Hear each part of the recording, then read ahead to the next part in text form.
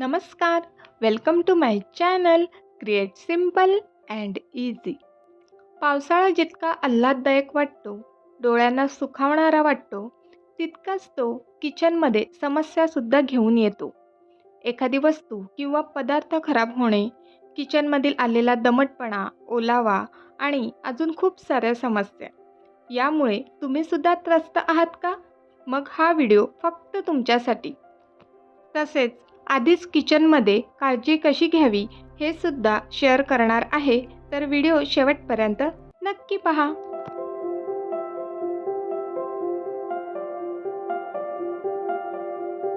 डब्यामध्ये कोणतंही सामान ठेवण्याआधी ते कोरडे असणं फार आवश्यक ठरतं.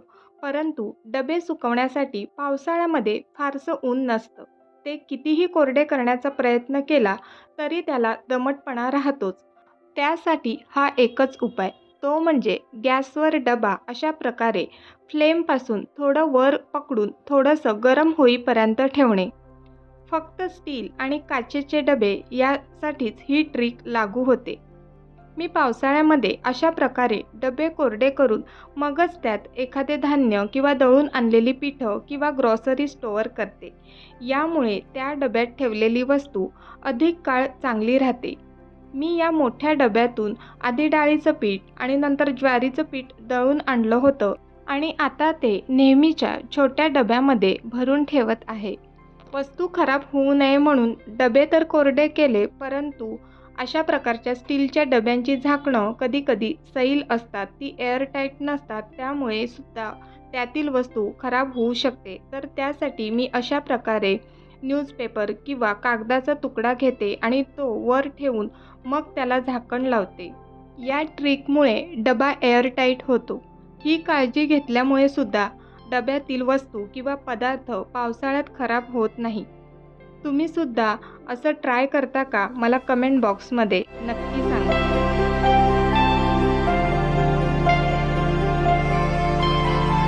मसाल्यांच्या बाबतीत सुद्धा सेम. चाट मसाला, पाणीपुरी मसाला यामध्ये मीठ असतं. त्यांचा जर हवेशी संबंध आला तर ते लगेच ओलसर होतात किंवा खराब होतात. हे बघा, माझं थोडंसं दुर्लक्ष झालं आणि लगेच खराब झाले सुद्धा. मग यावर मला एक आयडिया सुचली आहे, तर मी ती तुमच्याशी सुद्धा शेअर करते. तर मी एक एअरटाईट डबा घेतला आहे. त्यामध्ये सर्व हे छोटे छोटे मसाल्यांचे पाऊच ठेवत आहे. यामुळे मसाल्यांचा हवेशी कॉन्टॅक्ट येणार नाही आणि ते खूप दिवस चांगले राहतील. ह्या समस्येला तर किचनमध्ये दररोज सामोरं जावं लागतं. ती समस्या म्हणजे धुतलेली भांडी पूर्णपणे सुकणे. भांडी धुतल्यानंतर ती अशी एकात एक घालून ठेवली तर पावसाळ्यामध्ये तर अजिबातच सुकत नाही. त्यासाठी भांडी धुतल्यानंतर ती एकात एक न घालता सुरुवातीला अशी सुटसुटीत ठेवते. काही भांडी ओट्यावर निथळून जाईपर्यंत ठेवते. यामुळे भांड्यांमधील पाणी पूर्णपणे निघून जातं आणि नंतर शेवटी बास्केटमध्ये ती एकावर एक सुटसुटीत रचते. भांडी सुटसुटीत ठेवल्यामुळे बास्केटमध्ये हवा खेळती राहते आणि भांडी लवकर सुकण्यास मदत होते.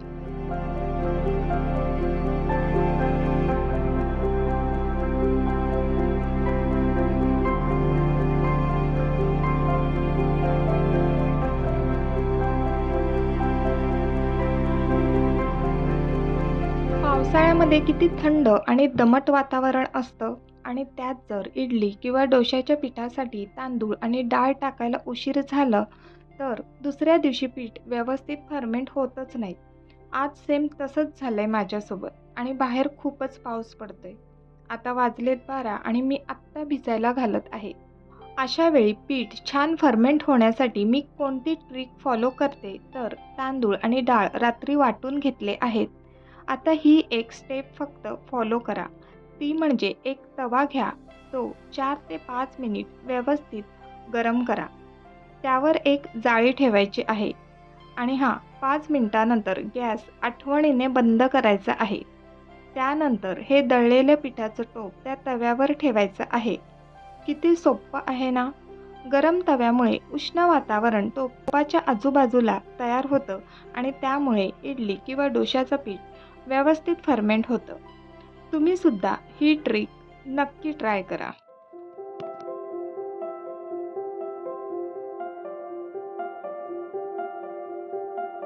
नेक्स्ट आहे फ्रीज. फ्रीजची क्लिनिंग तर मी नेहमीच करत असते, परंतु फ्रीजवर जे कवर घातलं जातं त्याखालची क्लिनिंग तर दररोज होत नाही आणि त्यात जर पाऊस सतत 2 ते 3 दिवस पडत असेल, तर हे पहा अशा प्रकारे फ्रीजला शेद वळतो किंवा ओलावा येतो. आपण फ्रीजला फ्रीज कवर लावलेलं असतं, यामुळे एअर व्यवस्थित पास होत नाही. फ्रीज बाहेरून गरम होतं आणि बाहेरील थंड दमट हवा यामुळे खरं तर फ्रीजला ओलावा येतो. तर फ्रीजची सुद्धा काळजी आपण घ्यायला हवी, हो ना? मी सर्च केलं पण फारसे काही उपाय सापडले नाही. मग फक्त आपण जो यावर फ्रीज कवर घातला आहे, तो काढून ठेवणे एवढंच. मी सुद्धा तसंच केलं. फ्रीजचं कवर काढून बाजूला ठेवलं आणि फ्रीजचा टॉप व्यवस्थित पुसून घेतला, जेणेकरून त्यावरील ओलावा निघून जाईल आणि जोपर्यंत सतत पाऊस पडत आहे, तोपर्यंत कवर घालणार नाही. थोडंसं ऊन आलं किंवा पाऊस थोडासा थांबला, की मगच यावर कवर घालेन. म्हणजे हवासुद्धा खेळती राहील आणि फ्रीजला ओलावा येणार नाही. आणि फ्रीजच्या आतील भागाची जरी क्लिनिंग केली तरी कधी-कधी वेगळाच असा वास येतो जो आपल्याला सुद्धा सहन होत नाही.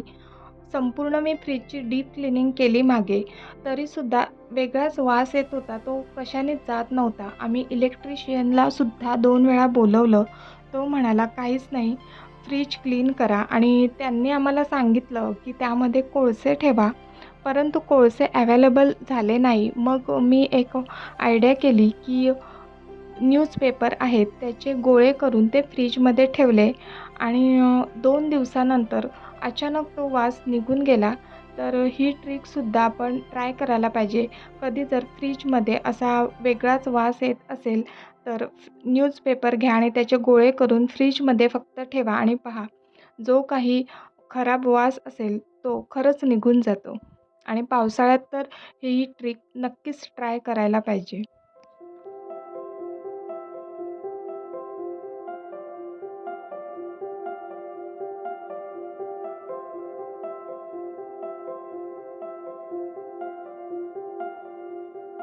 पावसाळ्यामध्ये लोखंडी भांड्यांना गंज लागणे हे सर्रास होतं, म्हणूनच आपण लोखंडी भांडी वापरायला कंटाळतो. पण मी पावसाळ्यामध्ये लोखंडी भांड्यांची काळजी कशी घेते, त्यांना गंज लागू नये म्हणून काय करते, हे तुमच्याशी थोडक्यात शेअर करणार आहे. तर आमच्याकडे एवढी लोखंडी भांडी आहेत. जेव्हा मी कधी तव्यामध्ये घावणे, डोसे, चपात्या करते, अप्पे पॅनमध्ये अप्पे काढते, तर ते लगेच न घासता मी तसेच ठेवून देते. त्याला टिश्यू पेपरने व्यवस्थित पुसते, म्हणजे जे काही फूड पार्टिकल असतील ते निघून जातील आणि जेव्हा नेक्स्ट टाईम पुन्हा मला त्यात काय करायचं असेल, तर तेव्हा घासून घेते. दुसरी ट्रिक अशी, की एखाद्या भांड्यामध्ये असं काही आपण बनवलं, की त्याला घासणं मस्ट आहे, तर ते भांडं मी घासून घेते आणि घासून झाल्यानंतर त्यामध्ये पाणी राहू नये म्हणून गॅस चालू करते. ते पाणी सुकेपर्यंत ते भांडं गॅसवर ठेवते आणि त्यानंतर ते ड्राय झालं, की त्याला तेलाने लावून किंवा तसंच सुद्धा ठेवते. खूप दिवस भांडं वापरायचं नसेल, तर त्याला तेलाने कोटिंग करून ठेवा, म्हणजे त्याला गंज लागत नाही. तर पावसाळ्यामध्ये किचनमध्ये कितीही समस्या आल्या तरी या टिप्स फॉलो करा आणि पावसाचा आनंद नक्की घ्या. तर आजचा व्हिडिओ तुम्हाला कसा वाटला मला कमेंट बॉक्समध्ये नक्की सांगा. व्हिडिओ आवडला तर लाईक, शेअर आणि सबस्क्राईब करा. पुन्हा भेटूया पुढील व्हिडिओमध्ये. तोपर्यंत बाय बाय.